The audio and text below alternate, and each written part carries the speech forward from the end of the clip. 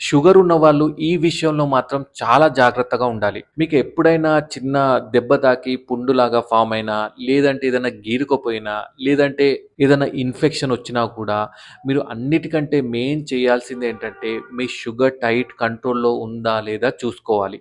And మీరు diet కూడా అలానే ఫాలో అవ్వాలి. చాలామంది ఏం చేస్తారంటే కింద చూస్తే ఇంత పుండు ఉంటుంది.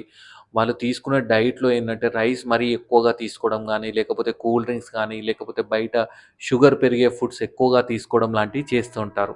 నార్మల్‌గా ఏంటంటే మీరు షుగర్ మంచిగా కంట్రోల్‌లో ఉందంటే, మీ ఏదైతే ఇప్పుడు ఎగ్జాంపుల్ ఏదైనా చిన్న పుండు వచ్చిందనుకోండి, అది హీల్ అవ్వడానికి మీకు నార్మల్‌గా ఎలా అయితే నార్మల్ వాళ్ళకవుతుందో, మీకు కూడా నార్మల్‌గా అదే టైంలో అవుతుంది. ఒక 1, 2 డేస్ ఎక్కువ పట్టొచ్చు.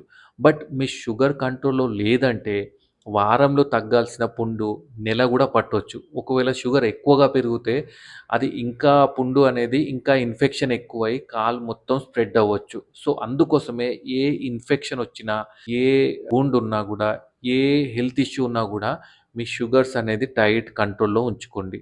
నెగ్లెక్ట్ మాత్రం అస్సలు చేయొద్దు.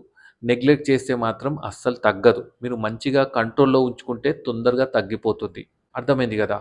Thank you.